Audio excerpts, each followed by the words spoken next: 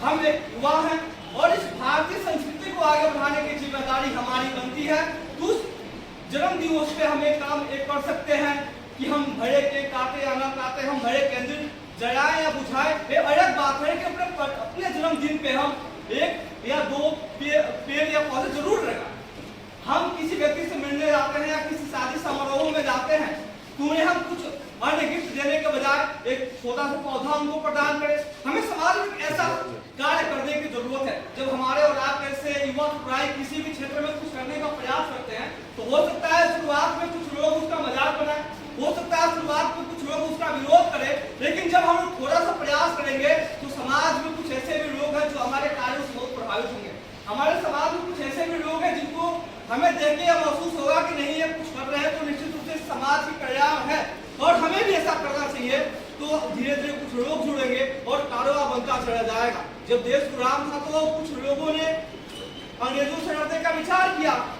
कुछ लोगों के मन में यह विचार था कि हम अंग्रेजों से लड़ेंगे तो अंग्रेज हमें मार देंगे या अंग्रेज हमें नुकसान पहुंचा देंगे। लेकिन कुछ लोगों ने हिम्मत दिखाई और उनके हिम्मत को देखते हुए अनेकों लोग उनके पीछे खड़े हो गए और एक दिन इस देश के सभी लोग अंग्रेजों से लड़ने के तैयार हो गए। ठीक उसी प्रकार आज जब हमारे समाज में पर्यावरण की समस्या इतनी तेजी से बढ़ रही है तो हमें बढ़ चढ़ के ऐसे कार्यों में हिस्सा लेना चाहिए, बढ़ चढ़ के पेड़ पौधों को लगाना चाहिए और अपने पर्यावरण को कैसे बचाया जा सकता है इसके लिए कार्य करना चाहिए। एक नीम का पेपर, एक नीम का जो पेड़ होता है एक वर्ष को 15 लाख रुपए का ऑक्सीजन देता है। अगर हमारे जीवन में 50 जन्मदिन हमारे आते हैं और हम अपने जीवन में 50 नीम के पेड़ लगाते हैं तो आप 15 लाख गुणे 50 से गुणा करेंगे तो 7 करोड़ 50 लाख रुपए का ऑक्सीजन हो जाता है।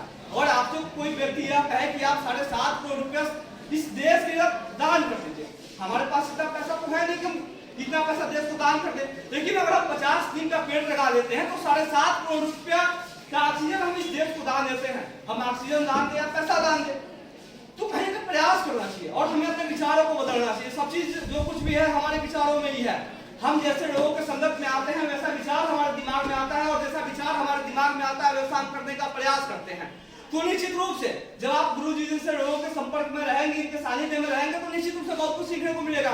हम राष्ट्रीय सेवा योजना में इसलिए ही आते हैं कि हम अपने व्यक्तित्व के विकास के साथ साथ कुछ ऐसा करने का प्रयास करेंगे जिससे हमारे समाज का भी कल्याण होगा। हम अपने व्यक्तित्व के विकास के साथ साथ कुछ ऐसा करने का प्रयास करेंगे जिससे हमारे राष्ट्र का कल्याण होगा, क्योंकि हमारा जीवन केवल हमारे तक सीमित नहीं है।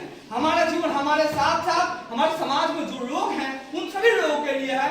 तो निश्चित रूप से हम सभी को एक ऐसा मुहिम शुरू करना चाहिए। आज हम सभी विश्व पर्यावरण दिवस से हम मनाने के लिए उपस्थित हुए हैं। आज हम सभी ने यह सीखा है कि हम घर जाएंगे, पर्यावरण दिवस मनाएंगे, पेड़ पौधे लगाएंगे। तो हमारी जिम्मेदारी केवल यही नहीं कि पेड़ पौधे लगाएंगे, बल्कि उसको लगाने के साथ साथ उसको संरक्षित भी रखना है। जैसे हम लोग जोश में आके हर साल पेड़ पौधे लगा तो देते हैं लेकिन उसको बचा नहीं पाते, फिर उसका कोई मतलब नहीं रहा। अगर हम आज कोई पेड़ पौधे लगाएंगे तो उसको बड़े होने तक उसको हम संभाल कर रखेंगे। रोज सुबह उसको पानी देंगे, भले में एक पौधा लगाएंगे लेकिन रोज सुबह उसको पानी देंगे, रोज सुबह उसको अच्छे से देखेंगे कि कोई बकरी या कोई और पशु आके उसको नुकसान न पहुंचा दे। जब पेड़ बड़ा हो जाएगा तो हमें भी इस बात की अनुभूति होगी कि हाँ हमने इस पेड़ को लगाया है। आप देखते होंगे अगर आपके गांव में कोई बड़ा सा पेड़ होगा, वो पीपल का पेड़ हो या बरगद का पेड़ हो या नीम का पेड़ हो, तो आपके गांव के लोग जब उसके पास से गुजरते हैं तो वो कहते हैं कि पेड़ को इसने लगाया है। तो अगर हम भी अपने गांव में कुछ ऐसा करते हैं, हम भी अपने शहर में कुछ अगर ऐसा पेड़ पौधे लगा देते हैं तो आने वाले 5-7 सालों के बाद जब वो छोटा सा पौधा एक बड़े से वृक्ष के रूप में हो जाता है तो हम भी इस बात को कहेंगे ना कि हमने इस वृक्ष को हमने लगाया है, यह वृक्ष हमारा है।